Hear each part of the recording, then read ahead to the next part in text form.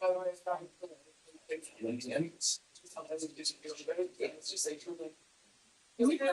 there was an extra one. Oh, you were just. Sorry, goodbye. You guys need to use those. Stay by the balcony. Yes.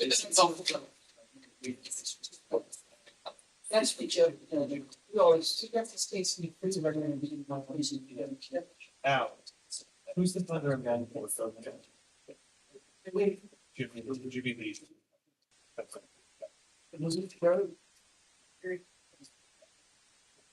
That's great. So please.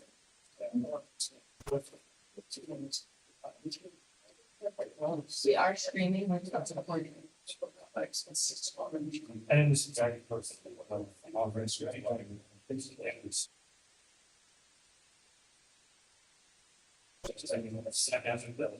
And there's the sewer guys, and it's out there, and we call fluid, it's not.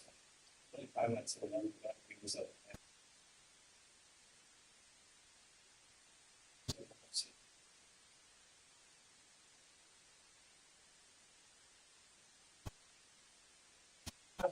That's good. Start it.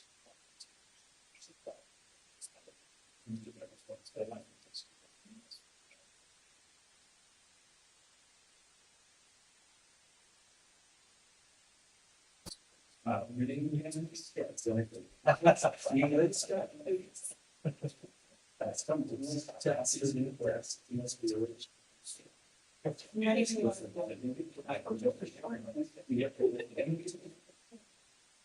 That makes all. That's right.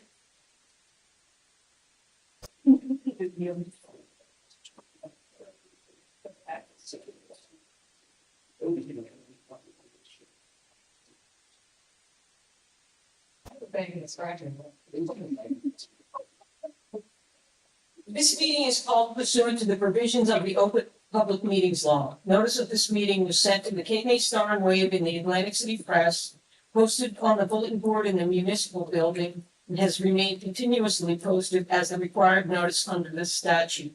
In addition, a copy of this notice is and has been available to the public and is on file in the office of the municipal clerk.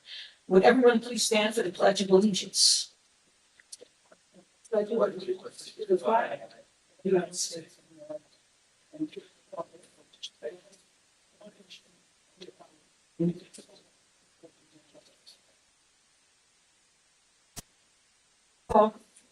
Jim Barnes, George Dick, Here.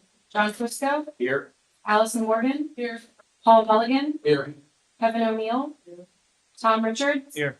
Lisa Rosselli, here, Carol Sabo, Here. Ryan Griffin is absent, Carol Ray Flynn is absent. Okay, so our first item is the minutes of the April 1st, 2025. Everyone's had a chance to look at those. Somebody named him to approve.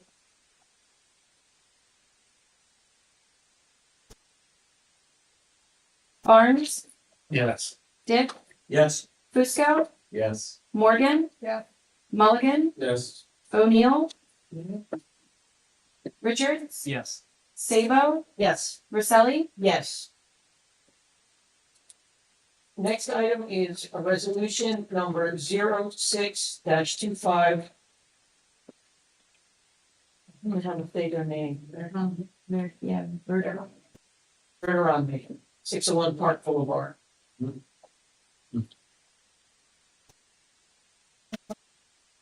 Resolution?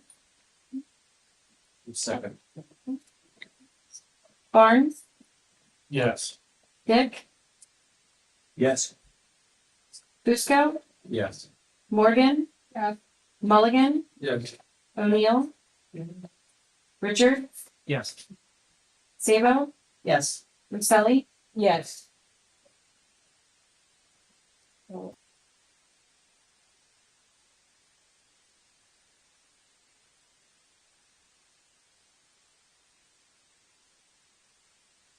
Had two people on that voted no.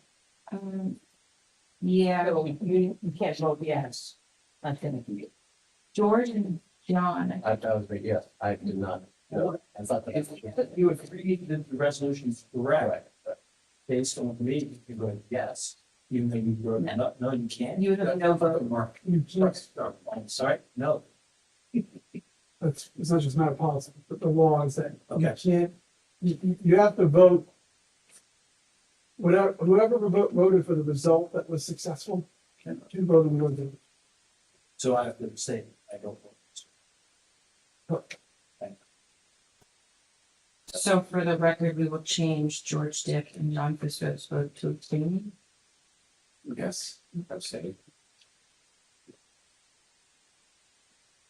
Next item is resolution number 07-25, Aridum 132 York Avenue.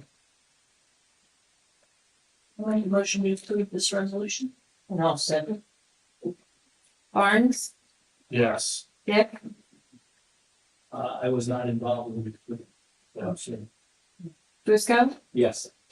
Morgan, Yes. Mulligan, Yes. O'Neill, Richards, Abstain. Sabo, Abstain. Roselli. Yes. Okay, we have one application tonight, 101 Sunset Boulevard LLC. Come on up.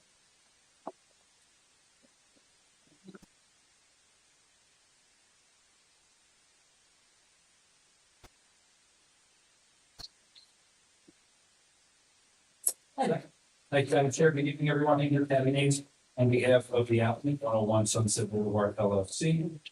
Here regarding the site that you're all familiar with, formerly the site of the Black Duck Restaurant at 101 Sunset. Oh, I'm sorry. You got me now? Yep. Okay. Thank you. In any event, most of you will probably recall that last year was in July of 2024. We obtained site plan approval for renovations that are currently underway at the site that would result in a first floor restaurant plus 2 residential units above.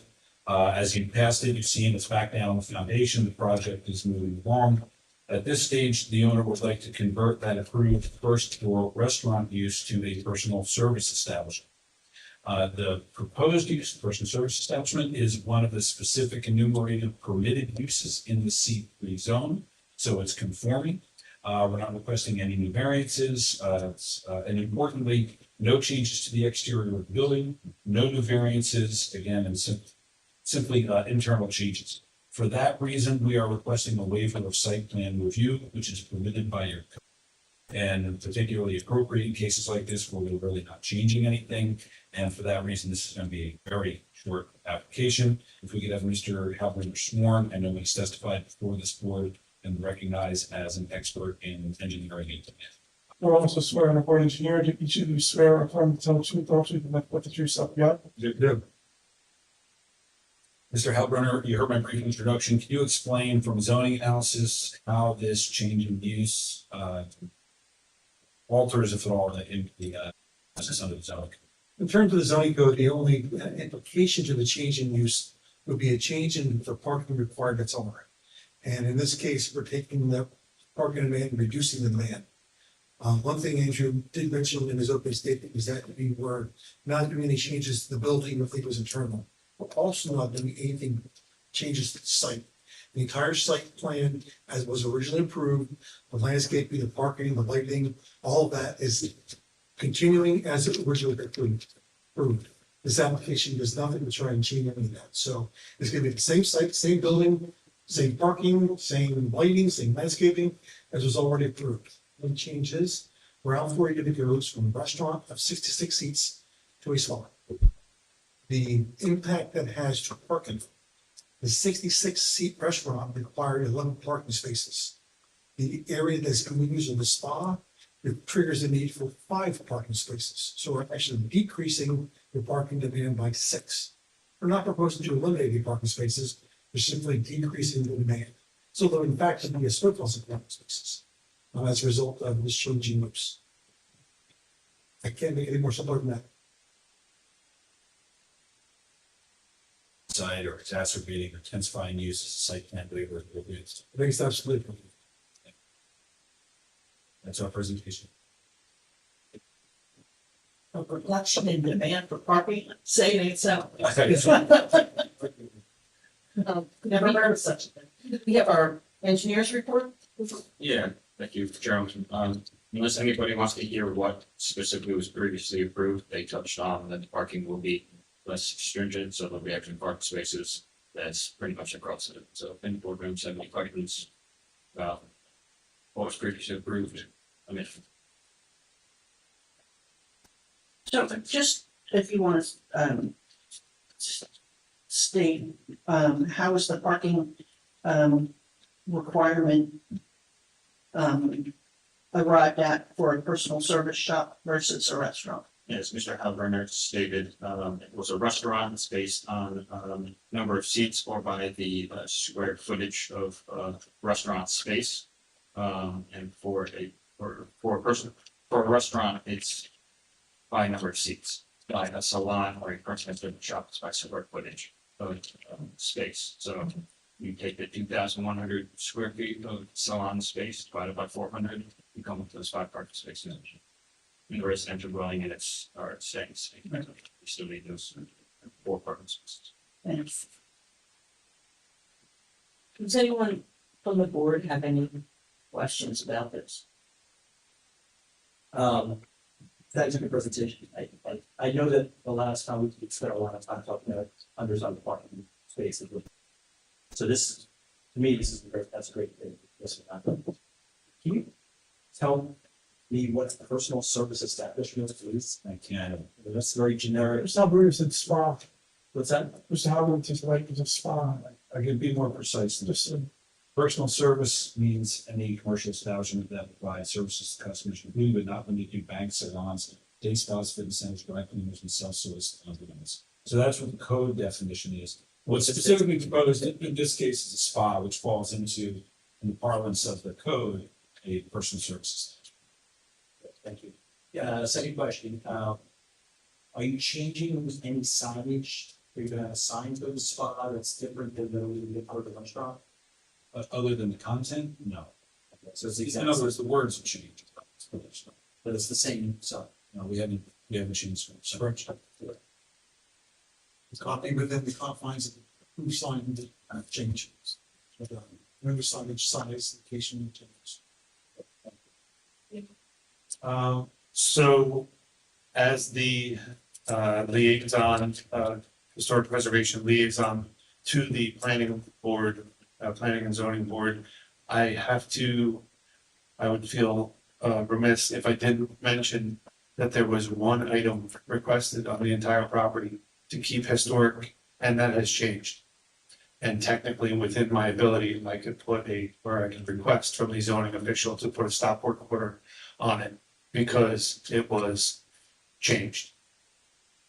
So that's quite upsetting to me, and I'm glad you're in front of the board that the bay window has been removed and all of the materials removed. It was the one item on the project to request it to remain.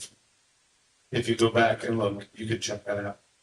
So I know it's probably not the lawyer's foresight or the owner's foresight, but it should be the general contractors, which is under everybody's auspice. So just figured I would make a mention of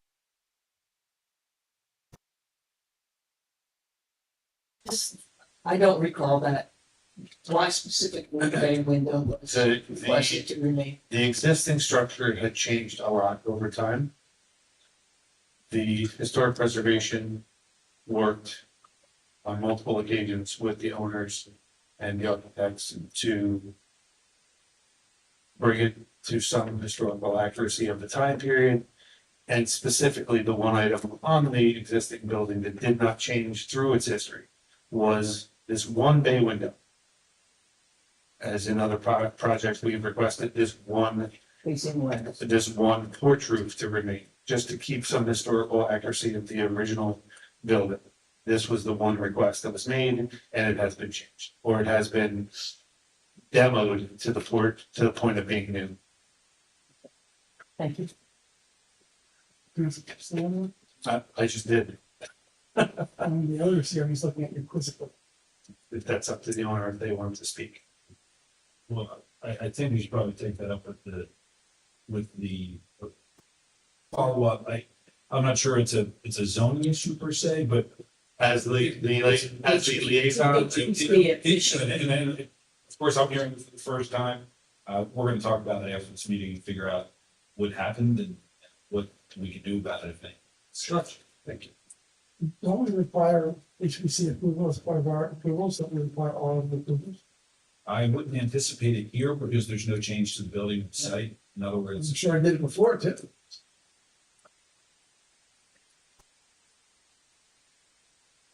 Since our engineers before. I seem to recall this did, which we said. Yeah. Oh, yes. Other approvals as may be required, so. oh, I'm sorry, on the original or on this site plan? On the original, On the right original, on this one, I'm gonna have the same conditions incorporated in the engineers that are into this resolution. I understood. I wouldn't anticipate HPC approval for this because HPC does not regulate interiors and only interior changes are happening. I don't care, you're not gonna get an approval that says you don't need all other approvals, this is gonna require all other approvals. You're gonna need a building permit, you need everything you always need, it's gonna say the same stuff. I fully understand. I would anticipate, in my opinion, HPC approval would not be required for interior changes. And therefore, we would not perceive this as we would not perceive HPC as a required additional approval for this interior change. But then I wanna give a site plan waiver, Is that, then don't give a site plan waiver, give a full site plan waiver. We're asking for waivers, we're not gonna start waiving if you're saying you're not gonna do the things we asked you to do before. I'm sorry, I was just not following you, we just don't agree with this. Okay, you're asking us to waive site plan. Correct. Your basis for that is that we've just done a site plan. My board member just pointed out that you violated something in the prior site plan, so I'm saying you're still gonna need to comply with all other approvals, including HPC approval. And now you're telling me we don't have to, so then we're not gonna waive site plan approval. I'm sorry, I didn't by any means intend to imply there's not an obligation to comply with the prior HPC approval. There is, and that's why I just indicated we're going to follow. Well, that's what it sounded like you just said to me, that because this is interior, we're not obligated to get other approvals, and I'm telling you, that doesn't mean anything, you have to get other approvals no matter what. We may be saying the same thing, but just, Do you agree that you're bound to get HPC approval for this project? I do not. Site plan. Or is this did not just involve interior changes, this?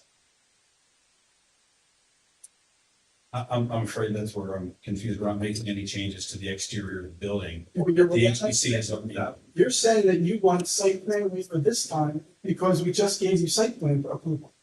But now you're saying that you're not bound by whatever was in that prior site plan approval. We're not saying that at all. Okay, then you are. We're saying we're totally bound by that site plan. Okay, so then you're gonna comply with the HPC approval. Yes, the prior HPC approval. Okay, that's fine. But what you're saying is you're not going to reapply to HPC, you have approval from HPC, you've done something that violates that approval, and you're going to go back and fix it. Yes, absolutely. We are, I believe the intent would be to waive this site plan approval would require condition of meeting the previous HPC approval. I think that's what they're saying they just will do. To be clear, those permits are still open and active. It's not as though the approval was granted, the project closed, and we've moved I'm on. not saying you need approval again, you need approval. I mean, so if you have it, you gotta comply with HPC's requirements. So it's gonna say the same thing this time that it said last time, you have to comply with HPC. And if you're not in compliance, then I guess you don't get your CO. I don't know. Not my bailiwick, but you just still have to do it. And the fact that this is just an interior change doesn't mean you don't have to do what you had to do before. There's no suggestion that we're not bound to the obligation of the prior approval of HPC. No one's suggesting that at all. The instance that brings us here this evening, the change from one use to another, itself does not trigger the need for renewed HPC approval. No, we're still bound to comply with all the conditions of the original. Yes. I think these two gentlemen just heard about this bay window. I'm sure the contractor knows about the bay window. And it's going to be addressed, correct? that's all we can do is follow up with the. Thank you. It's directed to Jim. What is, in your mind, what is the remediation to the bay window? I don't know, I would have to actually do a site inspection. I don't know the answer. Off the top of my head. Because then how does the applicant know what to do if, Correct. what is it, what is it they're obligated to do if to be in compliance? I don't know the answer to that. Well, the zoning officer would review the approval and make sure that they follow through with that. That's. Like if there's all of the previous installations from, 150 years ago are gone, I don't know the answer to that.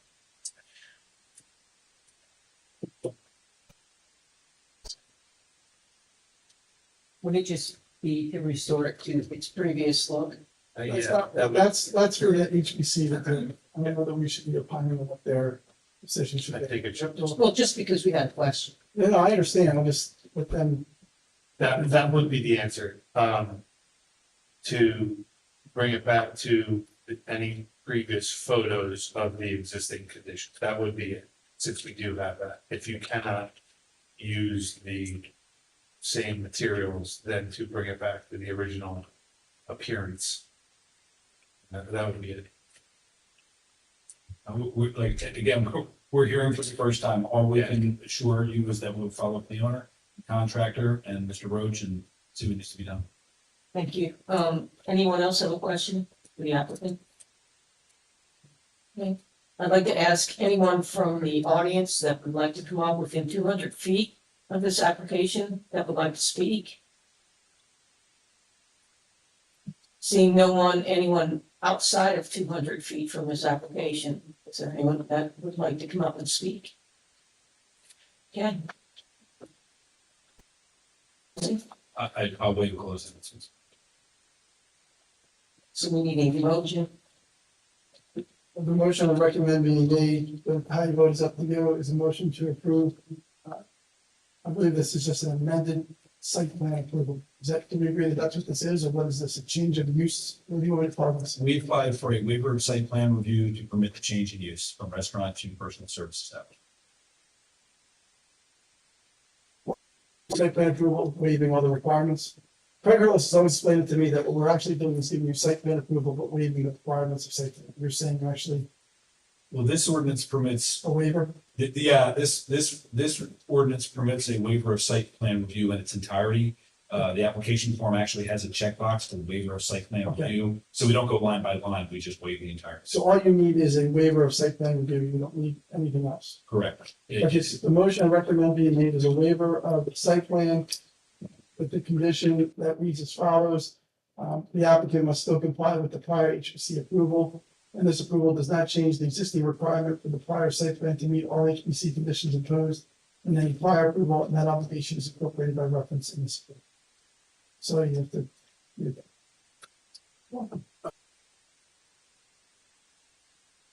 I think we should remand them back to the HPC based on what Jim said of how does one remediate the issue that Jim brought up, and he basically said the remediate, that's a discussion for the HPC, so I would like this resolution to remand them back to HPC. This is the one that makes sure they comply with the HPC requirements. That's where that discussion should go. If there's a lack of compliance with that HPC approval, then that's where that should go for enforcement. We don't do enforcement. I know we don't. So, I mean, I think that's, the HPC has said what they said, and I would let them deal with what happens next. I don't know that we can hold up their site plan, remand them, bounce them back. Is that what you're suggesting? It's saying, I know. And that's what I heard come from Jim, that to satisfy the requirement, I asked Jim, how does one satisfy the requirement? And between the two of you, you came back with, well, that's a decision that should exist at the HPC. But if they're not going back to the HPC, then from my understanding, look, I'm not, so you guys can do whatever motions. I'm just saying that my understanding is that in the course of jobs, they're not supposed to knock down a post, they knock down a post. I don't know that holds up the site plan approval, that's something where they get a notice of violation, or they're when they go for the CO, it's denied, and then to be brought in compliance. But we don't, that's not the circles we move in. So now, if you want to send something, you can refer things to the HPC for some advice on, you know, streetscape or that kind of stuff. You can always get input from the HPC, but that's a different kind of thing. I mean, but maybe it's not, so you guys decide that. I'm just put my 2 cents in. I only drove by it this morning, that's why I was kind of a little shocked. So I do think it's on everybody's radar now, including zoning and code enforcement. That would be their purview, and I guess as the zoning board, that would be our purview currently. So tomorrow morning, I'll reach out to Norm and we'll kind of discuss, and I'm sure the owner will be in contact with Norm as well. I would be okay with that, thank you. And I think we have an assurance here from people we work with all the time. Correct. This will be remedied. Correct. Yep. Okay, thank you. All right. So we Yeah, have a the motion. motion, the motion I'm recommending is a motion to grant our waiver of site plan approval subject to condition of occupancy. And those set forth in the engineer's report. I'll make the motion. I'll second. Barnes, Yes. Dick, Yes. Morgan. Yes. Mulligan, Yes. O'Neill. Richards. Yes. Stabo, Yes. Roselli. Yes. Thank you. Thank you all. Nice night. Yes, ma'am.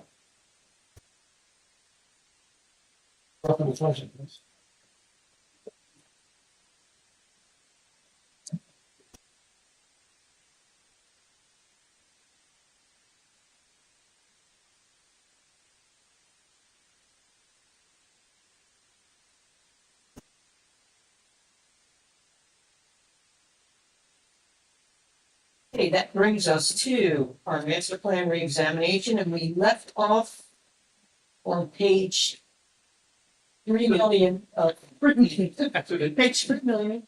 Mr. Chair, I have a quick question. Yes, This was interesting case before us in the site plan.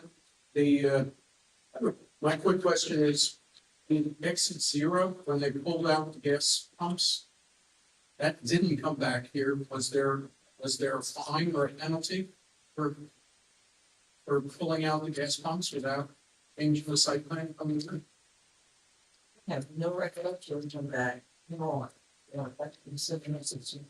Well, I remember something you were talking about, but I don't remember if it's in there or not. I thought there was something, I thought that there was something in the site plan that was, it seems that let things in leave that. But I.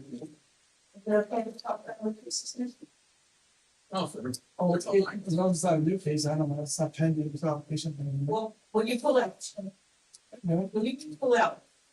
gas pumps and pull those tanks, that isn't as easy to fix as a paving them. So I think, you know, Well, I think that was part of their site plan. I kind of remember that they weren't gonna have, Yeah, because they were. Well, no, you were approved for gasoline, retail, and a restaurant. well, none of us have offers right now, so. That the one. Yeah. I never. Thank you. Like, it was raised, there was a one time, and the pipe line, and they can put a pipe back and the line by, and. I can open anything. Yes, sensitive. Well, because the gas tanks were pulled out. No, that's, as far as the discussion. I agree, yeah, I remember there's gonna be a little retail market. It all changed. I remember voting on it during those changes. That was, What are the names? It's like sunset. So, Yeah, sunset.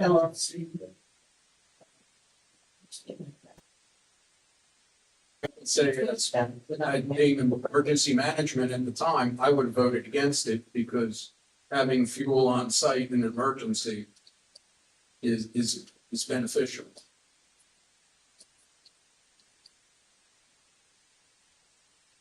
So we left off on page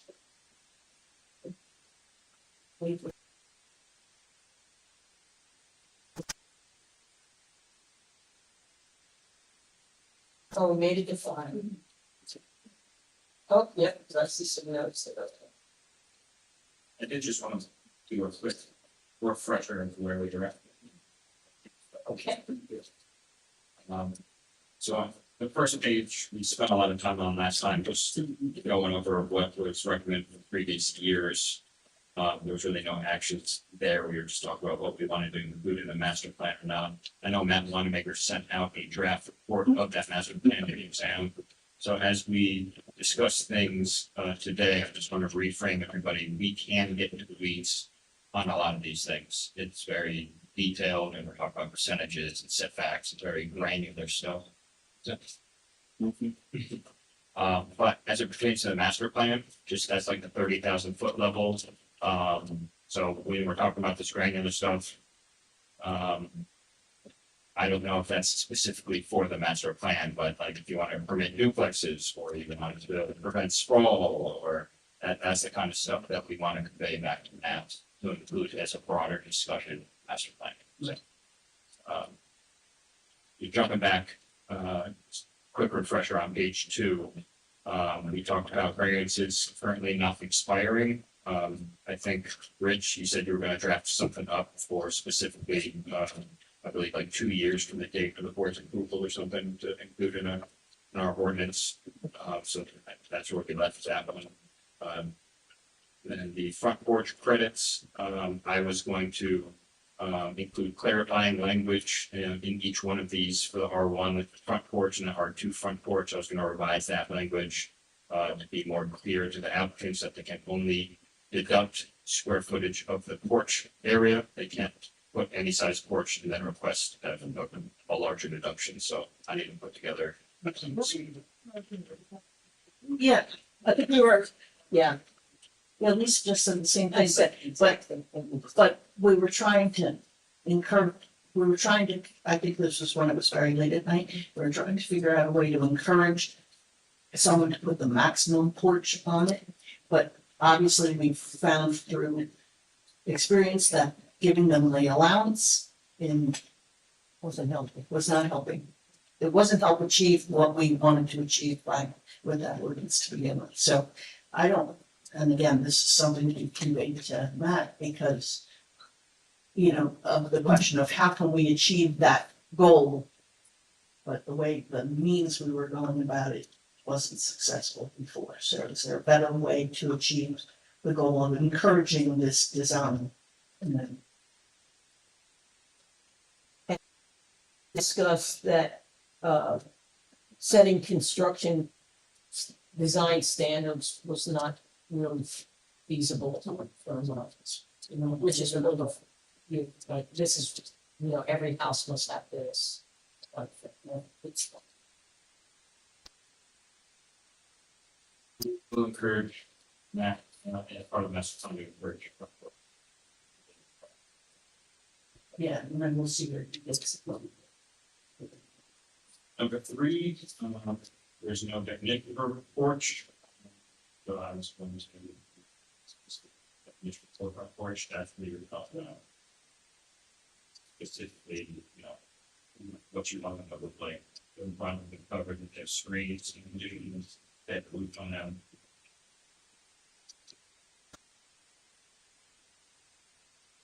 Definition in the future dates. as opposed to a front deck. Porch. Yes. On page 3, the definition of one in particular, and which is second to this.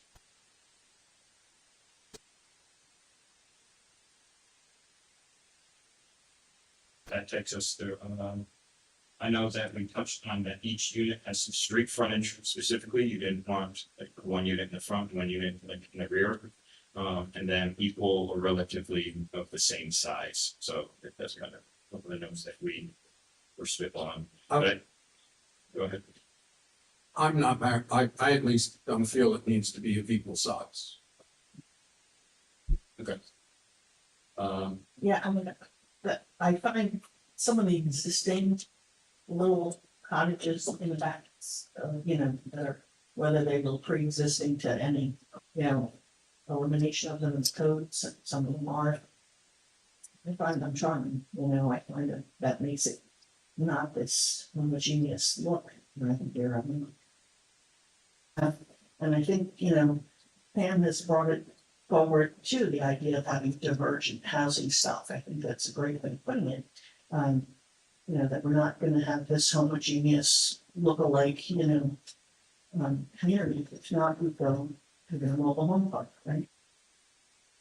Specify though, I don't know that anybody would have to do it, but just to make sure that the larger building is always in front. I don't know that anybody would want a smaller building, but you'd never know. Yeah. I would just say that the strange have a large. Or from a symmetry standpoint, the streetscape is of equal width. Mhm. But one could be a little bit deeper than the other.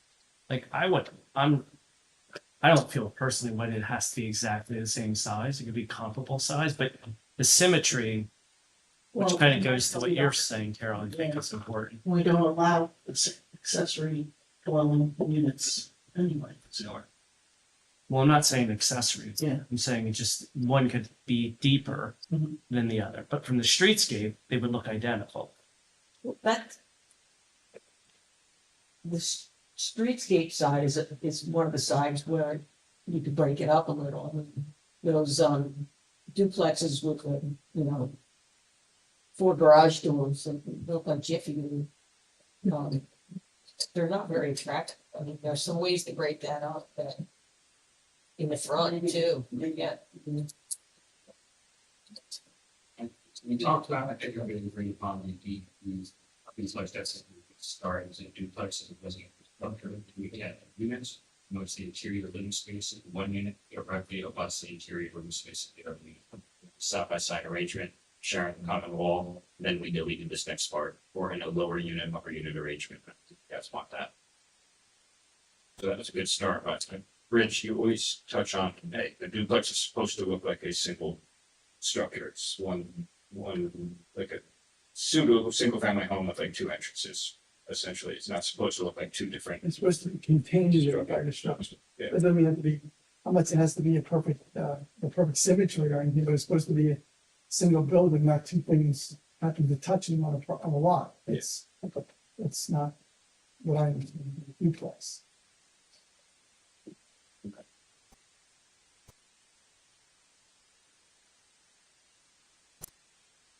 Page 4, number 5, I think this is a good master plan, discussion topic, is duplexes as related uses in general. So I know talking about keeping, different, not just single family homes, but multi-families or duplexes or, a diverse housing stock, I think is how you would put it. So banning them outright, would probably leave you with a bunch of single family homes. I mean, and again, I was all on the no more duplexes train, you know, until it was presented to me in a different way of thinking, you know, that you know, people may have those lots that they, you know, have been zoned or that to allow, have the bulk requirements for a duplex, and you know, is that something we want to eliminate altogether? The ability to have that. You know, this is the time to discuss it. I'm not sure what we would accomplish by that. It's just a thought. Just to put the idea in your head, there's something to be said where vacant lots becoming duplexes as opposed to starting to knock down all your smaller older homes and making them into duplexes. So maybe there's a distinction to be made there between vacant lots and taking houses you have now. Like that's what Ocean City is. Every single family house gets knocked down and turned into a duplex. That's what you envision your town to be, then that's up to you. No, that's not. I would argue against having duplexes at all, and the reason being population density. I mean, one of the biggest things that is going to show up on our survey of people, it's overdevelopment. And putting a duplex, for example, we have the issue of the 75-foot lot, you can put a duplex with a 75-foot lot. If instead of a 50 by 100. So you're having two houses instead of one and they're making the duplex gigantic. You know, of course, it's to the bulk requirements, but our bulk requirements allow two, whatever, 3,200 square foot, 5-bedroom houses on the 75-foot lot, which I don't think is appropriate, frankly. I like what Rich said about the you're tearing down a single family that you're only allowed to put up. And I would take that even a step further. If you're tearing down a house this big, you need to build on the footprint. You can't expand the house to some gigantic 6-bedroom house. So if we want to start thinking about how we can, I mean, it's a bigger issue than sleeping duplexes. How do we avoid having houses that are not to scale with the rest of the town? So you're suggesting existing use, when you tear down a structure, it stays the existing use. Existing lot coverage, I think, you're saying, right? Right, right. Well, are you also saying existing use, single family? You can't take a single family and turn it into a duplex. Say that. So it's both of those things? Yes. So George, the bulk standards specifically are to limit, you know, the buildable footprint and the size, whether it's by gross floor area ratio, squeezing the setbacks closer so that they have less, you know, footprint to build on. So that's kind of built into the zoning code specifically, like trying to keep things smaller. If you want to reduce lot coverage or a principal building, which is. If I have a 2-bedroom, 1-bath bungalow that's 800 square feet and it takes up 20% of the lot, the bulk usage is 40%. So you're doubling the size of the coverage. Right. You're also building a house that's not 1 story, you're building a house that's 35 feet, which is 2.5 stories. And you're getting a 6-bedroom, 5-bath monstrosity that is using our resources in terms of water, sewer, bringing 25 people in on the weekend. This is an issue. I mean, So is there some compromise between that 2-bedroom, 1-bath and the 6.5? sure. I mean, Yeah. if you think about it, if you're building on the footprint and you go up higher than that 1 story, you now have a 2-bedroom, maybe you have a 4-bedroom house that's 2,200 square feet. I mean, which is more to scale of the houses that are here. So I'm saying, yeah. I mean, I'll give you an example. On 6th Avenue, there was a little teeny house. It's almost all, it's next to the house that's green and it's kind of sort of falling apart. Across from the Vassar property at 307. It's a little teeny house. They did a great job of redoing that house. Fits the scale of the neighborhood. It's not a 6-bedroom house, it's a 4-bedroom house, but they have, 2,400 square feet. That's the model, in my mind, that we need to see how we can make happen. So we need some concrete numbers for that. Yes. I mean, the one thing I don't want to see is I don't ever want to see something like I see on Broadway right now. Coming into town. I don't want that duplex ever to build in our town again. I think a lot of people agree with you on that one.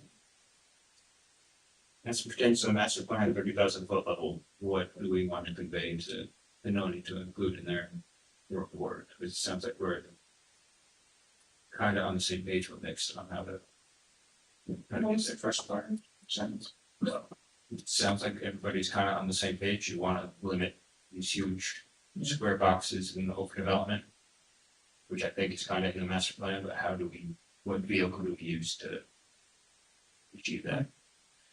That's where the professionals come in to tell us how we achieve it. For already developed properties, correct? Vacant land, or are you talking across the board, like? I mean, obviously, I would like to see how we could do it on vacant land also, that would you need to change both requirements for vacant land. I think the tear down question is a different one, it's already there. I think one of the things on some of the lots that we have here that have septic systems, they're kind of limited already. to their smaller houses because they can't have a septic system to fit those houses. But I honestly, I would like to see that for vacant lots too, but I don't know how we do that. I mean, I'm not an expert in that stuff. I'm just trying to take what I see in my first look at kind of the survey results and stuff that we've talked about and talking to people. And it's somewhat clear to me that we don't want overdevelopment. We don't want houses that don't fit here. We want to keep the fabric of the town the same, you know. And so I don't know how you write that into ordinances, but at the 30,000 foot level, if you put that in the master plan, then you can cascade down and say, all right, we said we don't want duplexes anymore. We don't want small. How do we rewrite the code to fit that? I think one of the ways you do it is you limit the amount of bedrooms. Just speaking from experience, I go to North Carolina a lot for surfing events, and I always end up in these different rentals that our organization rents, and they're built as rentals, not as homes to live in. And that's what I'm seeing in town. They're building, the way they're built is they have really tiny bedrooms, lots of times without a closet. And they all have their own bed. They're very, because all you do there is you're never at home. We go to bed and it doesn't matter that it's tiny and doesn't have anywhere to hang anything because you're just there for a week or something like that. If we limited the amount of bedrooms, I think that eliminates a lot of that. It doesn't turn into that big rental place because there isn't the capacity for. How about we circle back to the limiting of Short-term rentals. short-term rentals? Exactly. You That, can do it from both sides. You get That to too. both sides, so that would automatically limit people's concept of like, hey, I want to build bigger so I can build a rental house in Cape May, West Cape May. That's would be one. And one, we could do 1A, 1B type of. we talked about a minimum rental of a week. And I know places that have a minimum, resort areas that have a minimum rental of a month. Well, Right? you can limit the number that can do short-term rentals to say a random number, 100, and then you say everything else has to be 30 days. So you're limited, if you're not in that 100. But Kind of by lottery or something. But Rich also argued that the short-term rentals, the 1 to 2 days, aren't actually residential. They're commercial because it's like a hotel room. Well, we can limit it to 1 week, but then we also can limit the number of 1 week rentals. And the rest have to be at least 30 days. Right, so it's two tiered. I think Starting with 1 week would be okay. That's in my notes here, so we did discuss it. Looking back to the zoning code and what's the permitted use, that's like a separate discussion item. I'm trying to stay on track a little bit. So I'm making maximum gross floor area, if we reduce that down for, duplexes, that's already in R2, single family dwellings, you could make that smaller as well, and you have up to 3 and 4 dwellings as well, scales down. I think that's a very direct way to control the size of the structure. That includes, they can build wide, lot coverage really doesn't pertain to that. It's just a square footage. How big do you want these structures to be? And if anybody wants to build something larger, come in front of the zoning board. And that's one way to try to handle these big box constructions. Yeah, I would like that, and I guess from the discussion before, I'm not. I think I'd rather see something more across the board than sort of on an existing house of an existing size, it can be this and then. Yeah, we want to keep it simple. Yeah, I felt like then you might then you create this odd dynamic possibly, like existing houses that are already developed by large, they have sort of a grandfather thing there. Instead of if you have a really big house and they're gonna make some changes and they gotta come back because they're gonna have, like, non-conformity, so I guess I'm just curious as to why. Yeah, I like the gross floor area just as that would be my suggestion to answer your question. Ethan, I think for Benoni, for the master, consider a across the board gross square floor area reduction. We don't even need to recommend that to Benoni. We could just, let's do it even more. We could do that internally, go granular, of how much square footage and get into those numbers as it pertains to the master plan. We could just tell them, hey, we want to reduce sprawl, we want to reduce the big box constructions, duplexes. Yeah, I think that's simpler. And then to the one B part, there's the, you know, on the rental, I mean, there are a lot of these already. So, you know, that needs to be helping address, you know, so we don't have that. I don't know what the percentage is, but there's a lot, maybe in these large places already. So if we're still trying to also, you know, be wary of.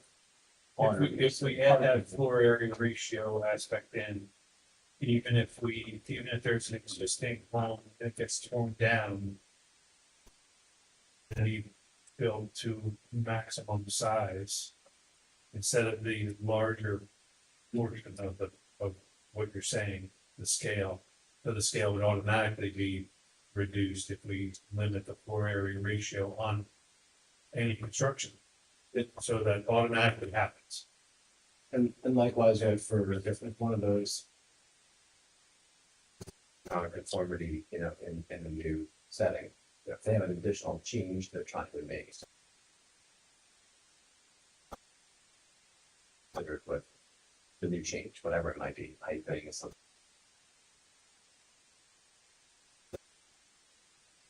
The short-term rental stuff could then help address some of the you know, the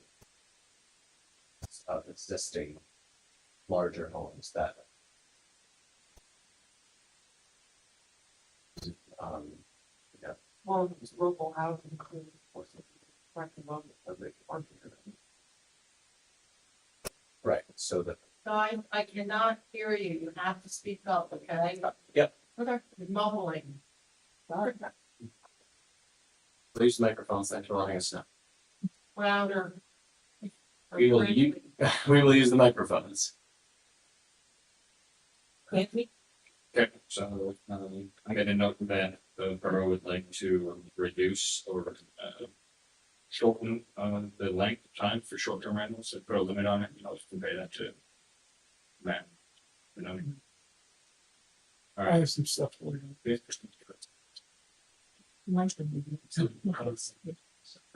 Do we want to ask Norm if he has any input on this? Norm, do you have any input? Thinking, so I don't have anything more to add. Yeah, but It's not like a easy thing to figure out. a specific thing right now.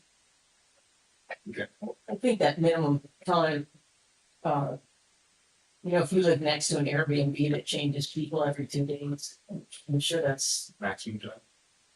yeah, like, I'm sure that's Minimum of a week.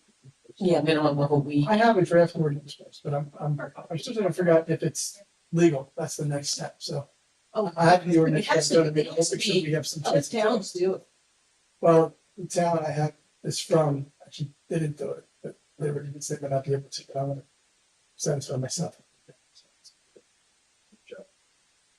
But in Lower's ordinance, they actually limit the number of people that actually unit. It says specifically, when they do the mercantile license, how many, it's 6 people or 8 people, whatever. Which I think is, we don't have that, we should, Who's enforcing? I don't know, tell them. I mean, Their neighbors.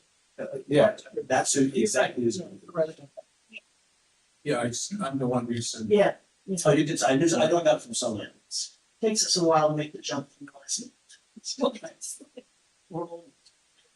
Okay. I think what Glover is doing is looking, that mercantile license is it's about maybe second year in effect, and I kind of think it's leading to a level of control that they're not, to the question of how did they check? I think they plan to. Yeah, and The road, the police department. yes, Where do they have them zoning? ordinance, you know, where, and It's the mercantile license, That's come up and that's where people have called the police about the number of folk, or in our situation, we have the noise, et cetera. Well, So that's, one of the reasons vacation rental is attractive is as a property owner, you always get paid. The income, the people coming in for the week, they don't get a set of keys unless they're paid in full with a security. They have no, by law, they have no tenancy. So if it's Wednesday and they're behaving particularly badly, it's a phone call to the police department and they have to leave. Whereas if you rent a property to someone who has tenancy, now you gotta go to Superior Court and you gotta file papers and and then you got a sympathetic judge that doesn't wanna make a family homeless, whether they paid their rent or not. But that's for the property owner, the upside to vacation rental. You're never out money, and there's only so much damage you can do avoid. The thing I'm trying to figure out at the moment, personally, is I'm trying to figure out if this is a zoning issue or a council issue. Because the ordinance that I'm looking at was not a zoning ordinance, it's a police power ordinance. It's like, you're saying like rentals and mercantile license and all that stuff, it's not a zoning ordinance, so I'm trying to figure out if we should even be dealing with it. I don't laugh in that it's not pure land use, but as we said earlier, I keep bringing up the RSI will say a property needs 2 parking spaces based on the number of bedrooms. But in a rental situation, when you're advertising the property as sleeps 20, and that's gonna generate between 5 and 10 automobiles, that's where, yes, you've left the realm of zoning, but you still have a land use municipal impact that needs to be addressed. And whether that's addressed, the vision of the master plan. The discussion can start here, whether it ends up as an ordinance enforced by the police department rather than by code enforcement. Isn't there a match? No, if you're gonna talk to your representative.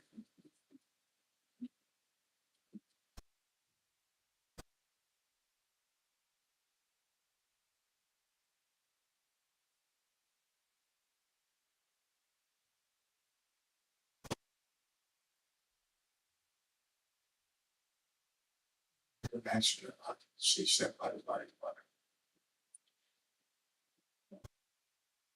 Because I know that some places there is, where, for instance, I go to Vegas, I have a week in Vegas. It sleeps 6 people. And that's all you bring in.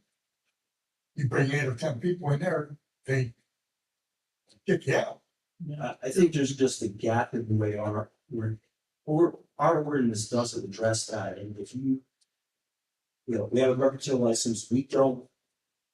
And if I go to the online site and I go to a house and I know it's 5 bedrooms and I know we're advertising 24 people, there's a gap between what our ordinance may say and what people are actually doing, so it is a police enforcement issue. it might be what you're saying is a state statute. State fire statute, right? I'm not aware. For in terms of occupancy in this, There's an occupancy load that, got 2 bedroom house, you can't put 30 people. It's just. But if it's my own house, I think there's many people that don't. There's no. But you don't have a mercantile license. So if you have a mercantile license, then you should set the occupancy. Great.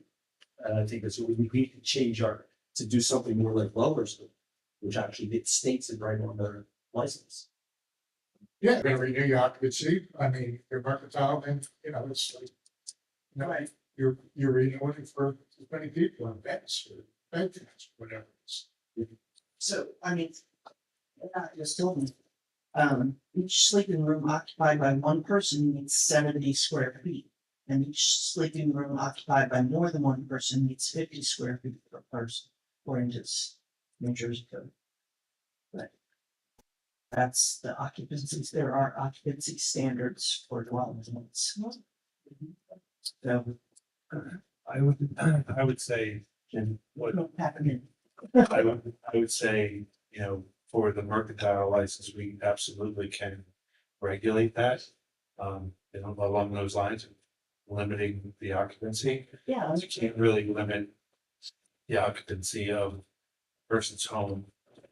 You know, how many kids are you allowed to have? So far, you're not allowed to. I've seen pictures of a bedroom in someone's house where they have two, sometimes three sets of bunk beds, Correct. you know, depending on. Oh, bunk rooms, they have them, right? Yeah. Yeah. Who gets the bunk room? Green. Yeah. I thought we were, I don't know, I thought I misunderstand our task. I thought our task was to give general objectives to our, to Benoni Associates, who's supposed to have a statewide view of zoning and incorporate that into our master plan. And then, once that master plan is passed, then trying to execute that with ordinance. Maybe we're trying to find the solutions instead of just identify problems. Yeah. That's what I think you're right. I think it's okay to give them some thoughts and things to consider, like let's maybe consider flare ratio, mercantile license, and you know, Length of stay. and length of stay, and then lean on them. They're supposed to be dealing with 50 municipalities, so they have examples. I think we're getting into the minutia and we need to do exactly that and we need to let Anthony get through this report. Or just a comment on that. Last meeting and this meeting, we were in the minutia, and I think it's good, because this board tends not to have the opportunity to do that. And I think by sitting here and reflecting and talking about what the experiences have been, what our master plans and ordinances for the last 20 years we're trying to set forth, and what we've experienced, we don't get to do that enough. And if this is dragged on a little and it's a lot more give and take than a quasi judicial hearing, well, I think this is really worthwhile, so that we you come up with an ordinance and or a goal, and how did it actually pan out? How did, you know, half the people followed it, and how many people figured out a way to game it? And I think this conversation is very valuable. I agree. We did decide last meeting, which was our work session, that we had a short agenda tonight and we were going to treat this like a work session, the remainder of it. So you want to pick up where you left off? I think we're all caught up. I'm on page 5. We are where we initially were left off at the last meeting. This was number 6 was the last one that we talked about. We were trying to see if we wanted to do the carrot or the stick method. I know, Mayor, you mentioned that you possibly wanted to require all new parking areas to be pervious. That was like the kind of stick method, instead of giving them a credit towards if they did use pervious, a credit on their lot coverage, possibly crediting 50%, something like that. And we had a gentleman here that was going back and forth, and we kind of got worn out real quick. So I just want to touch on this one again. We don't define pervious or permeable or impervious or take into consideration when we do lot coverage. So right now, since it comes in front of the board, the house obviously is impervious. I consider anything like a deck impervious. And if they have like an asphalt parking area, that's impervious.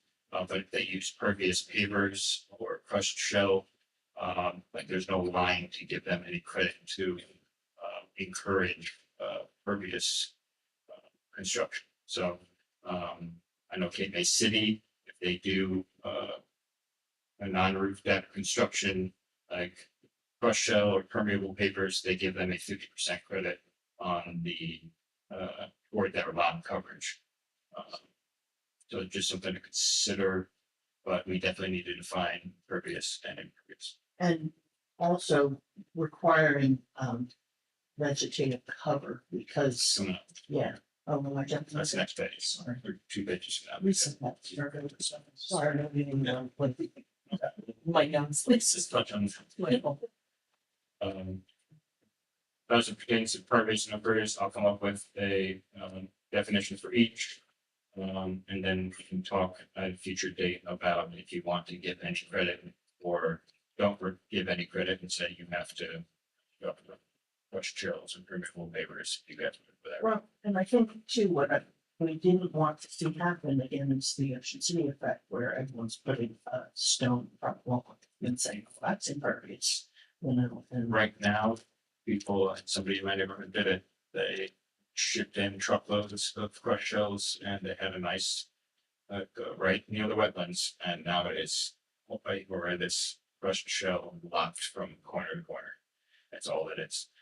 They did it probably because it was their vacation home, it's low maintenance. All they have to do is weed or vinegar. What's that? And you can park on it. But right now, for the code, anybody can come in and it's not counted as any lot coverage, so. It's considered a, you know, impervious or permeable, so it doesn't count towards lot coverage specifically.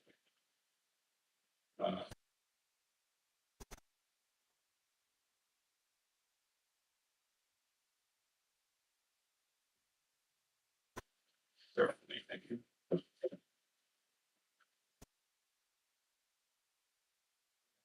Any comments on that one?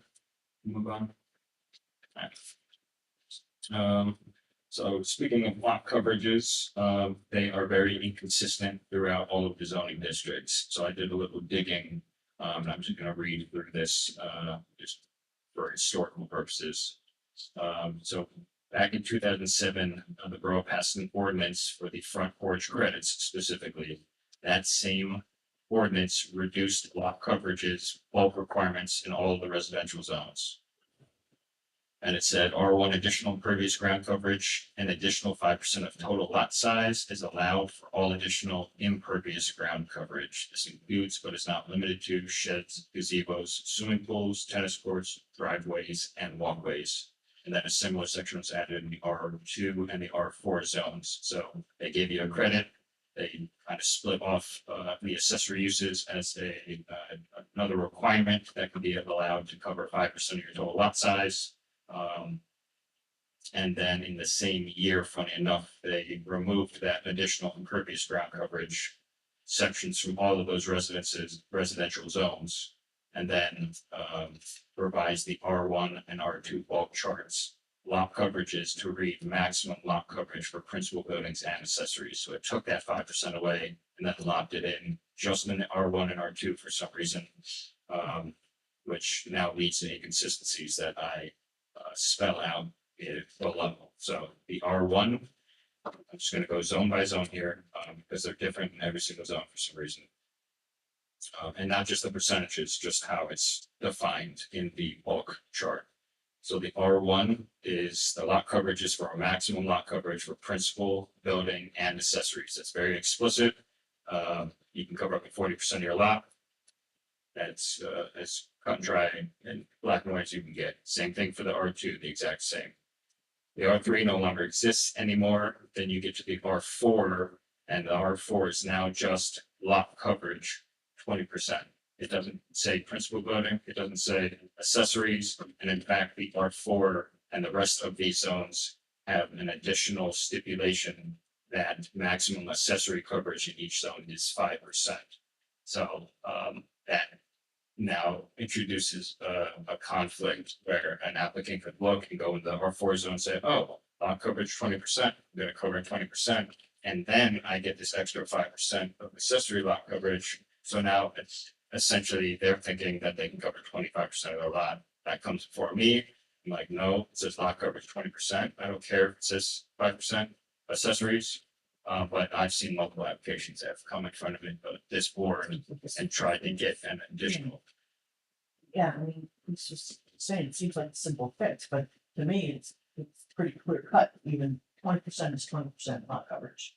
It is. You know, without saying it's. You're suggesting we change the language to make it consistent. It's just So it's very. so, And I think, you know, we know what district you're in, you know, the reason it's 20% is because those are larger lots and we're trying to maintain the rural character. I think the idea was they peeled off the maximum accessory coverage in each zone to kind of put that in its own bucket so that you don't have these huge, like a barn on a residential lot. So you have your house that's 10% on coverage and you have this huge shed or a garage or something that's also 10%.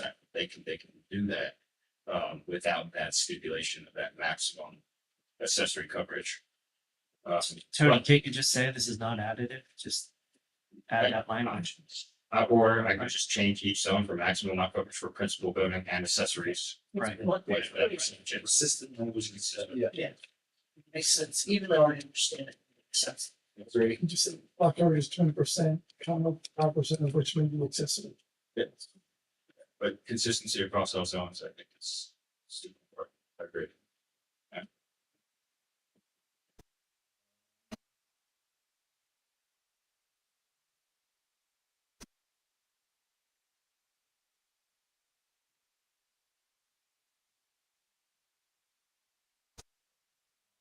Six, land, front of us.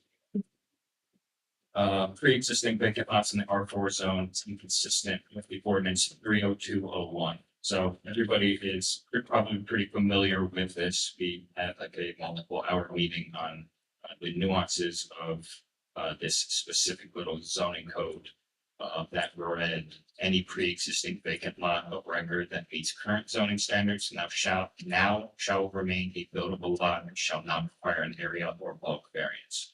So that was the little snippet in the R4 zone that never touched on use. But then when we went into it, the ordinance that was actually passed, that whatever made it into the zoning code for the R4, didn't include all of the language from that ordinance. And there was a similar section, I think it was in the R5, that actually included all of this language that's in bold.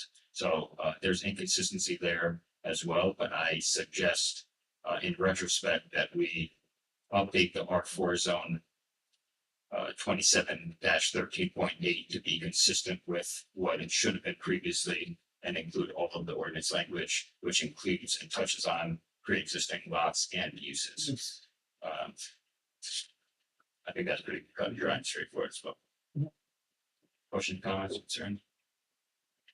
No, I think these past couple are really clear, really important to just. We got stuck in the weeds last time, which is great. And to Paul's point, that's what we're here for, to like talk about these. And then we. These couple of ones will make it much clearer and they're kind of no brainers. Yeah, these are more housekeeping and just making sure we get less applications that are trying to find loopholes or inconsistencies. So it's a lot easier to understand for new board members as well. I'm on page 7, number 9. So currently the landscape and vegetation plan and the associated percent of overall vegetative coverage that you touched on a few minutes ago are required in very specific certain circumstances. So I underlined specifically, and I'll read it now, the conditions that trigger this percent overall vegetative coverage. From section 27-36 of our code, prior to the issuance of any zoning permit for additions to any existing structure, which increase the lot coverage in excess of 10%, which is a lot, or construction of a new dwelling unit, okay, or conversion of a larger dwelling unit to apartments or condominiums, or the removal of more than 40% of the vegetation covering lot, which is a lot as well. A landscape and vegetation plan for the parcel in question must be submitted and approved by the city of West Cape, Maine zoning officer to ensure substantial compliance with the criteria and requirements set forth in this section, in which landscape and vegetation plan must constitute the minimum percentage of the overall vegetative coverage of the lot as set forth below and incorporate the parameters of the subsection E hereafter. So, and right below that is all of the overall vegetative coverage that are required when these things are triggered. And then for existing lots, it also stipulates that any existing improved lots with structures shall be allowed to exist in their current state together with routine maintenance, expansion, trimming, planting, and replanting of vegetation. Okay, so any existing lots that don't meet these vegetative requirements, as long as they're maintaining them, they can exist without coming for a variance or getting cited or anything like that. So any existing improved lots with structures having less than the required percentage for overall vegetation coverage will be allowed to remain as such, but will be considered an existing non-conforming landscape property in which the non-conformity must be corrected should the primary structure be altered, outbuildings added, or the property be significantly altered or re-landscaped, which increases the lot coverage in excess of 10%. So, I don't know where this 10% comes from, but 10% is a significant improvement. If somebody's adding something small, they don't need to meet any of these overall vegetative coverage requirements.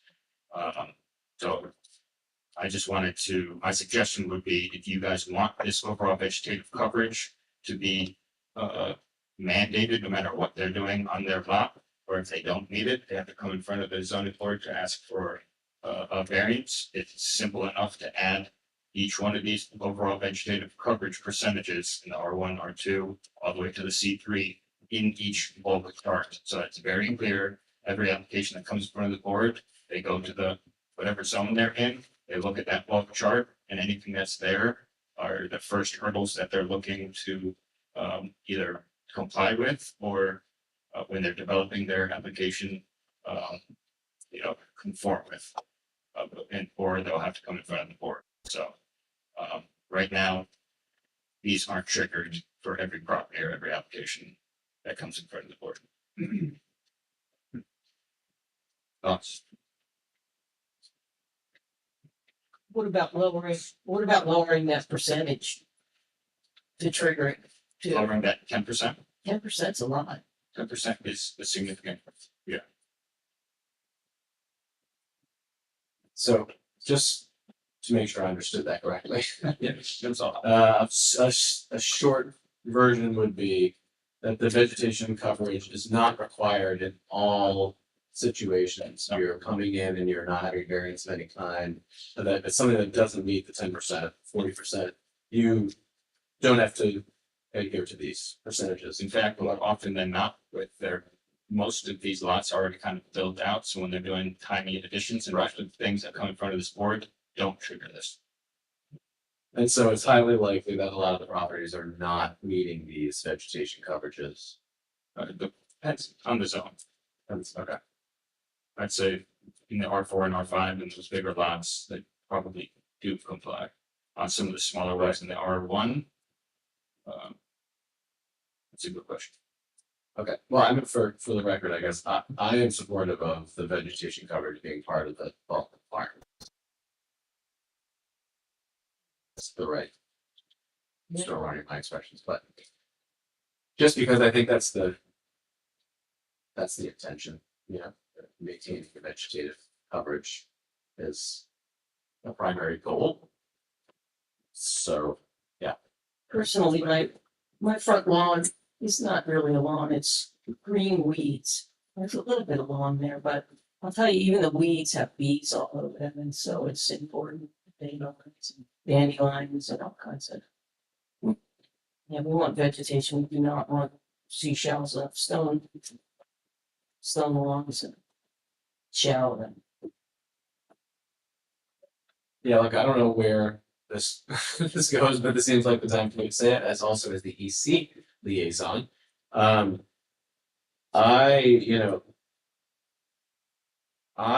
am supportive, I don't know where, I would like to get this in somewhere of, a better definition of vegetative coverage also.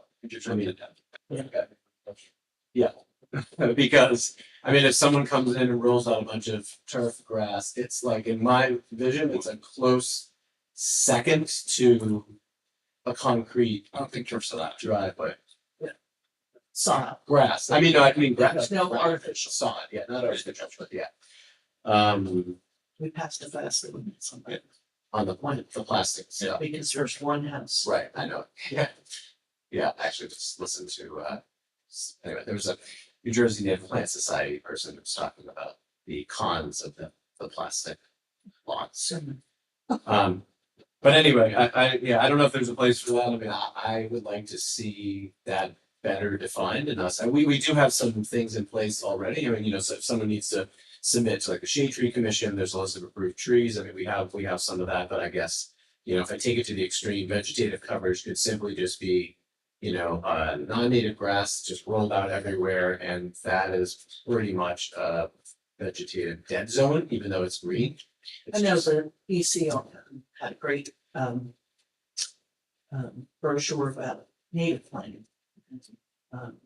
That would have handed out to farm market for years, some years anyway. I think they were handing out the Westgate May one at the Nature Center during the native plant sale. Yeah. Yeah, so just, you know, that, again, to push the even stronger on that side about, you know, that these pesticide lawns are not the preferred. But, you know, Can I ask a question? So just generically, if there's a 2,000 square foot house and they're putting in a 195 square foot addition, they don't need to do any type of vegetative plant because it's less than 10%.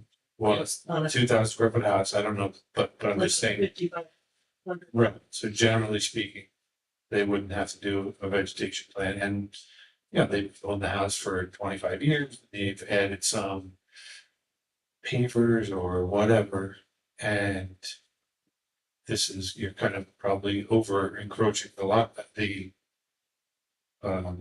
vegetative allowance, so, or percentage, so yeah, I think this is actually a good idea if you lower that 10% number to 5. And then, It kicks it into, this way we keep our green space. yeah, and of course, you know, the line between, encouraging lawns versus gardens, you know, or gardens versus lawns, you know, how do we do that? Yeah, we're just, I mean, you know, we don't have to get into all of the details, but, you know, there are, yeah, I think, actually, maybe that's just a question that I don't know the answer to. Do you happen to have the vegetation definition? I don't think it's specifically Do we have one? We don't have one. I don't think it's defined already. It's vegetation. Didn't we give guidance to Peroneal on, like, we want to see better sustainability across the borough, right? So whether it's natural habitat, something that's less water demanding. Right, that's a Right, perfect like, example, yeah. I think that's already been expressed. You have that list of approved trees. And maybe we could do a expanded list of approved vegetation. I would just like to see us come up with more, back to this sticks or carrots, more incentives. Yeah. To encourage natural habitat. Something that's less demanding or taxing, that's not going to be watered regularly or any of that, or Yeah, like chemical, I mean, yeah, chemical no fertilizer. fertilizers, all of that. But that would seem to fall into like the guidance that we would want to give to Baroni to help us figure out how to do that. Yeah.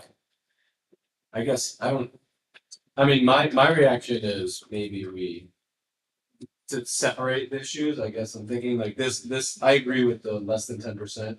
And I do feel like maintaining a vegetative coverage in like the long requirements, I feel like Should be there and should be consistent. And I think that seems consistent with the goals of what we've heard in the master plan.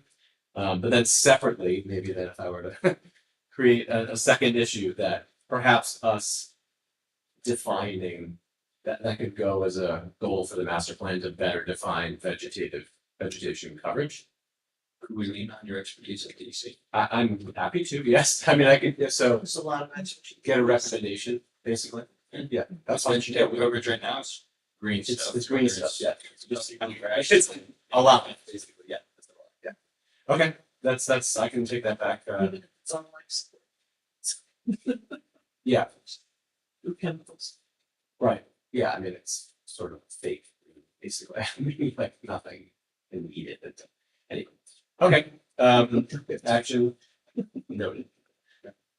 And again, this is all just spitballing, and I highly recommend us on a couple of these things, me and Richard put a brains together and come back with some more fine tuned recommendations, but I suggest maybe killing off one of these per meeting instead of trying to do all of this at once. Just hyper focus on one per meeting for the rest of the year or something. And then we can really get to the weeds without stretching ourselves too thin. Yeah, exactly. All right, page 8. This is a lot more 30,000 foot level in master plan than that one looks kind of granular. So this has been on the radar for a while. It's the NJ Real / Pact that's been coming down the pike from the state and FEMA.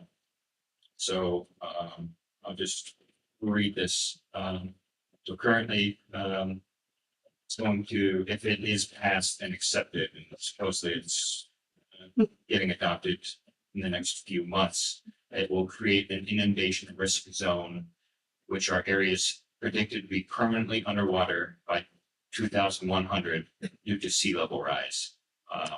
Again, all of this information is just from one study from Rutgers, and there was like a 17% chance for this worst case scenario, and now they're kind of pushing all of these requirements up, 70 years. So there's been a lot of pushback from pretty much every barrier island community in the southern part of New Jersey, because this affects us a lot more than central and North Jersey.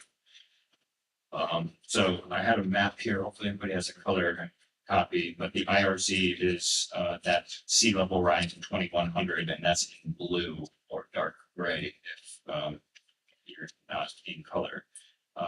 So that will mean it's the mean higher high water line elevation plus 5 feet. So that pretty much is all the nature preserve, and then it kind of crawls up Pacific, and then over near this is Columbia under here.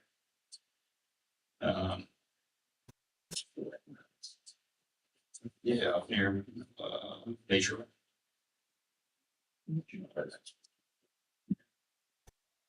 So this NJ Real Pact will also create a climate adjusted flood elevation, which is projected to be the expansion of the coastal flood areas by 2100. And this zone is FEMA's 100-year base flood elevation plus 5 feet.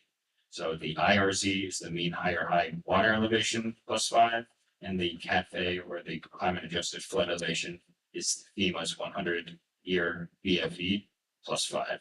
So the main difference in layman's terms for each of these is that the CAFE is based on the storm induced flooding, which can retreat, so that comes in and out.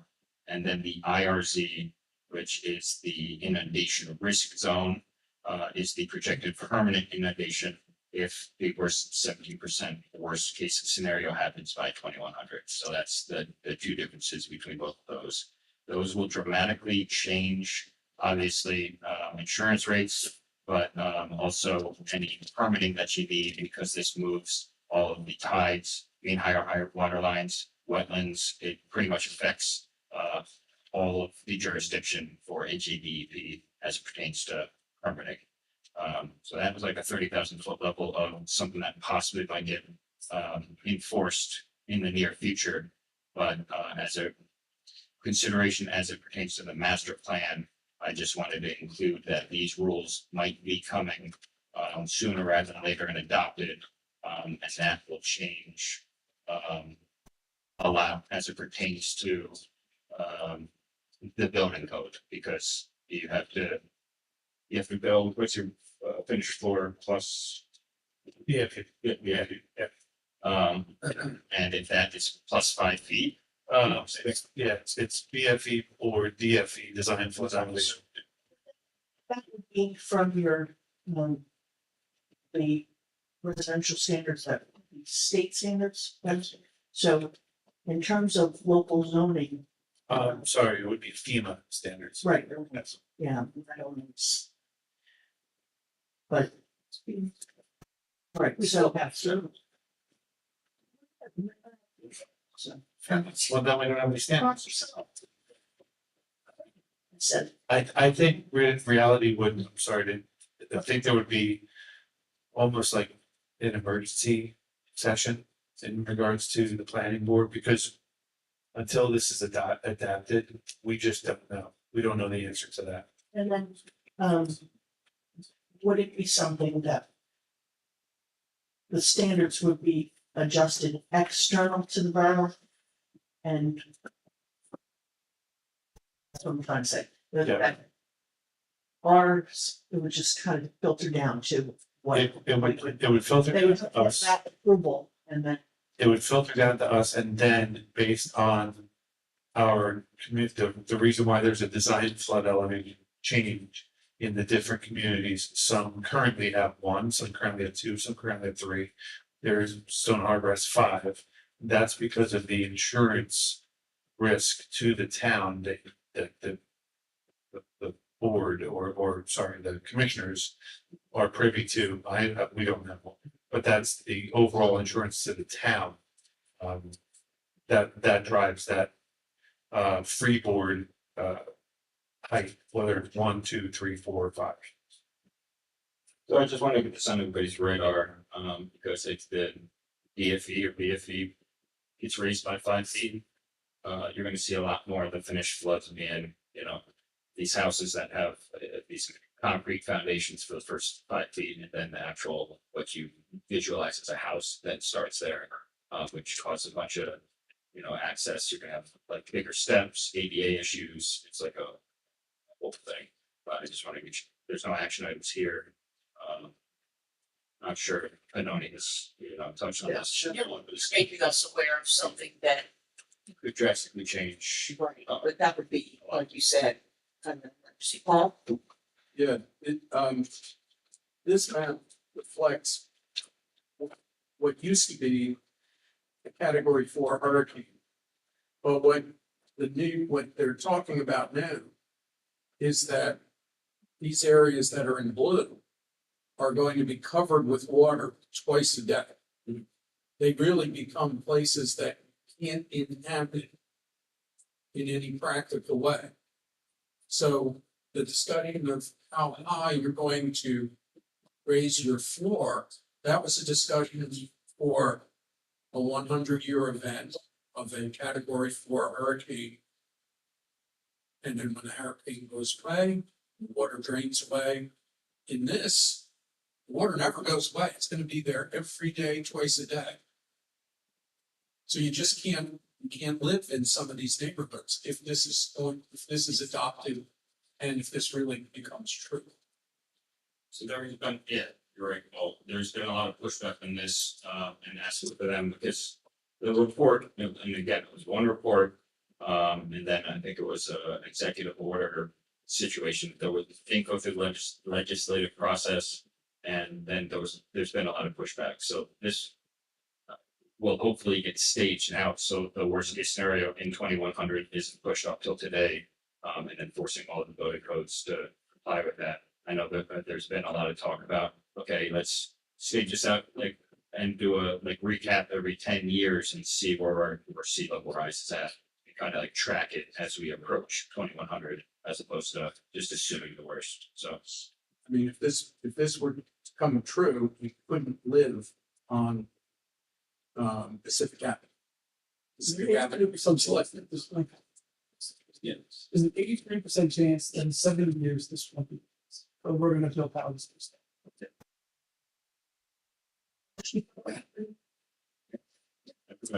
They're built on some hurricanes, but to say that you start building houses 2 miles from the shore based on something that's an 83% chance of not happening in 70 years is not very promising. We've seen a lot of things on that money. This is probably like 12th episode being discussed. It is not long discussed on safety, but unfortunately. So, It's sure location. There's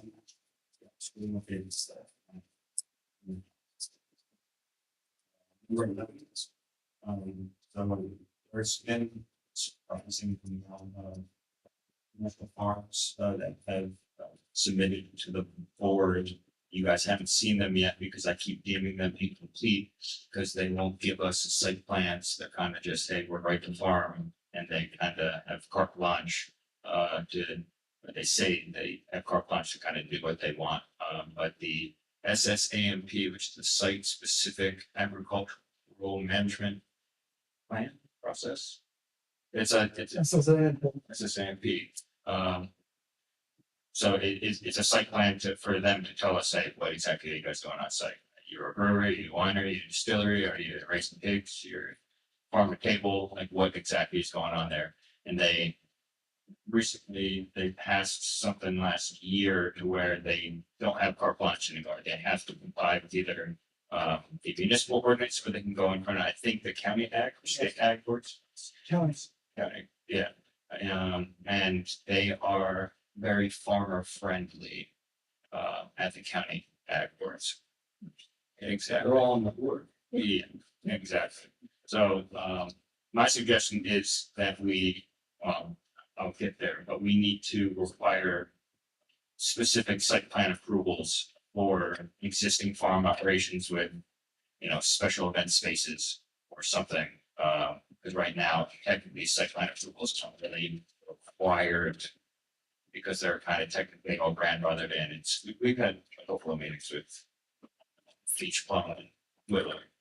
To their credit, but they're not avoiding the board. They're not. The purpose of the meeting is Yeah. also going to present. But they're kind of playing nice because there's no, I required site plan approval because there's a lot going on there. And I'm trying to give an appropriate review for all the board members to be able to vote on exactly what they're asking for there. Instead of, hey, we're just, you know, here's a little paragraph, give us approval. I need to, you know, parking, lighting, ingress, egress, emergency vehicles, like I need the nitty gritty details for these public event spaces or whatever they're trying to do there. Anyway, back to number 11, there may be a conflict due to the Right to Farm Act, allowing a commercial farm in the residential districts to allow wineries specifically or special events without any zoning standards to govern. Breweries, distilleries are specifically permitted in the C1, C2, and C3 zones and have parking standards. However, wineries do not exist as permanent uses in any zone right now. So on the chart below, I add breweries, distilleries, and wineries down all the way at the bottom, just to incorporate the various wineries that we have, so that we can identify how much parking they actually need. And then number 12, recent changes in state rules, which I kind of touched on earlier, have allowed limited special events on preserved farms and allowed municipalities the ability to regulate special events on farms within limits, such as issuing permits for the events and regulating parking at farm events. The code should be updated to conform with these changes and provisions for outdoor seating and parking. So when permits for special events are granted, there is consistent methodology for determining parking. The purpose of the master plan is to guide development for the benefit and welfare of the community. So just above the bottom of the wineries, kind of in the middle of the chart, I add a specific use for not only farms, but because farms technically right now only need 3 parking spaces, which if they're holding an event space is not going to be enough parking. So if it's a farm and they really are just have a couple of horses and a pig, great, you only need 3. But if you're holding special events or a farmer's market, or you are a winery or a farm to table, we need to identify what the number of spaces are that, you know, hold their feet to the fire, as opposed to, you know, asking that they provide 3 parking spaces. So I don't really have good answer right now for how many spaces are required for a special event. Maybe it's the number of parking per acre or square footage of event space or anticipated number of guests or Basically, something like the that. parking for the event shouldn't be anywhere outside of the farm property. Yeah, and that's what having a site plan is, because, you know, how much parking do you anticipate? Are you guys gonna be parking on Stevens? Are you guys gonna be parking on, that's what we're trying to identify right here. Because wineries and farms holding special event spaces right now don't have any parking standards in our municipal code. Sorry if I missed this. Can you, are there other examples besides parking where you're saying? You said there were some other applications, some smaller places. Are there other implications if one says we're a farm where? So there are sort of other standard zoning requirements are not. Farms and commercial farms specifically have very specific requirements. We consider it a commercial farm. So you need 5,000 5 acres, excuse me, of lot minimum. And then you need to sell certain amounts, few $1,000s every year of things that you grew on that farm. Pumpkins, grapes, whatever it is. $2,500, yeah. So it's not a lot, but that is all you need in order to be considered a commercial farm.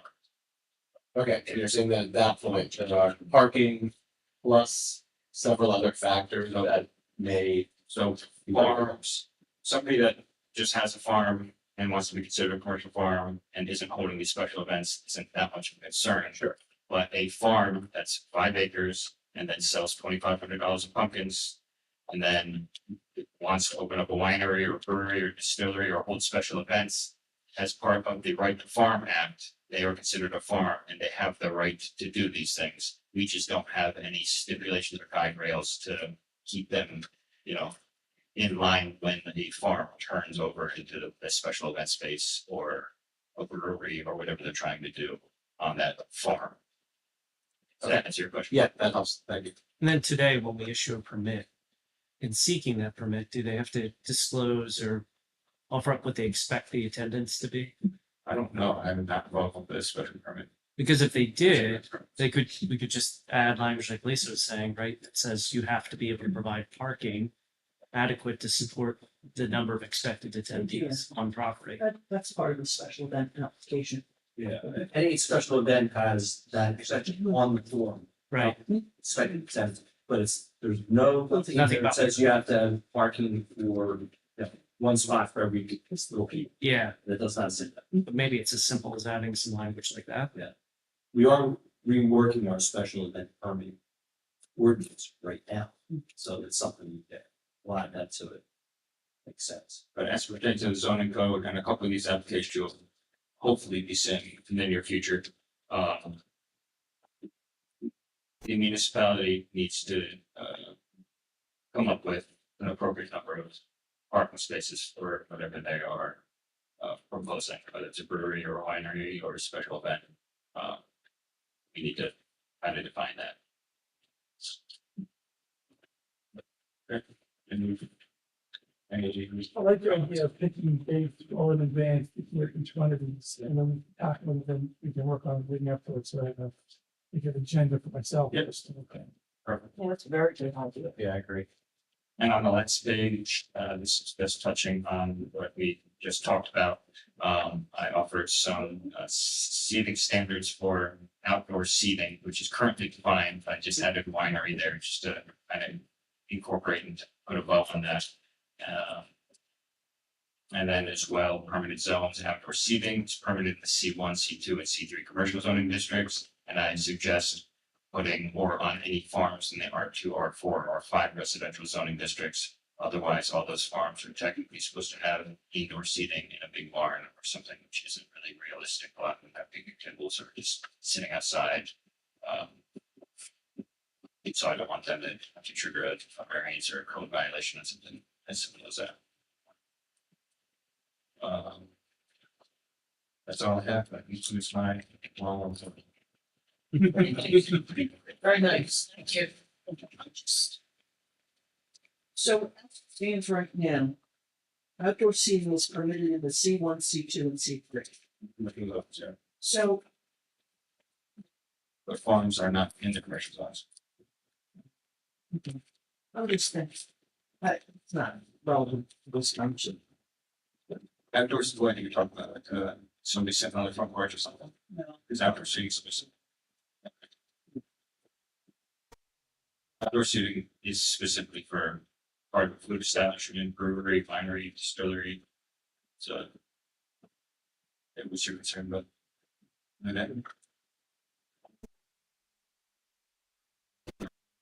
Thank you. That was a good job. Yeah, thanks. Tricia's handing out something. I was just in North Carolina last weekend and the talk of the town. And these are, all beach towns and all over, everywhere I went, people were up in arms about this. So I printed the article from one of the local papers about, some problems they're having with their zoning and planning being usurped by the state. And the local boards losing control over any of that in their towns. And it's statewide. It's a giant problem, and it seems to be something that's happening more and more across the country. So saying that in North Carolina, that the local municipalities have wanted to limit the size of these. And now, it's they want to take care of the community, just like every other community wants to do. But aren't they the towns that have those 8-bedroom houses, right, on the dunes? Well, they do have 8 bedroom, but they also have, 25 bedroom. And they're basically built for events. Like weddings and stuff like that, but the state is saying that you can't limit a property owner in any way. And if you vote no on an issue on a board, the state is giving people permission to sue individual board members. Yeah. Well, this makes, obviously no one wants to be on a board. Where they're gonna personally be liable for. In a state with 555, 59, whatever the number is, municipalities, I can't see us losing anytime soon. They said it's a trend though. It's not just North Carolina. It's not kind of like being. It could be. So that's what I wanted to make you aware. It can be it's terrifying. Yeah. Because you did the last batch, we got still very good. Well, also, in North Carolina, in my checkout, they tell you to put where you put your towels and everything in. The realtor reminds us to remember to pack our firearms. Which you can imagine if open carry in New Jersey, what that would look like. If they had people around there. But, she does. But,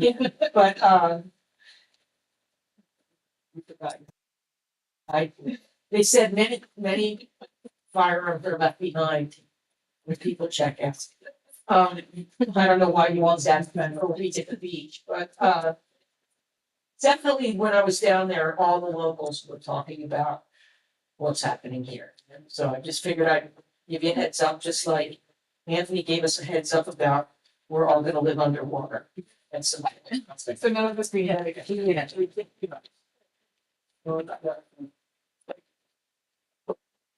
is there anyone from the public that would like to come up and speak? No. And anyone from the board have anything besides more? I don't know. When is Benoni, when are they coming back? Tom, Veroni's a beer. I- When are we having Peroni? Might have been a Freudian. So I did on board for coming to the May 20th work session, to discuss, where anything and everything where we're at. They have obviously been working very diligently to get us, kind of back on track. This was potentially, and contracted to be like a 3-month thing and we're going on 5. So they just want to kind of, we're in it to win it, get everything a little bit under control and May 20th. Well, and it is I've certainly found this throughout the process that it's like when you go to any professional, sometimes you think you have the answer already, but you hire them like an attorney. You go thinking you have the answer, and when you're actually there for advice, and they might know something you want. So this is, we need to make use of this professional, and if it takes a little longer, it takes a little longer. For the next meeting, do we have any website submissions or anything that we could bring to the meeting? I don't know. or? They'll probably be presenting some of the, They'll be- survey.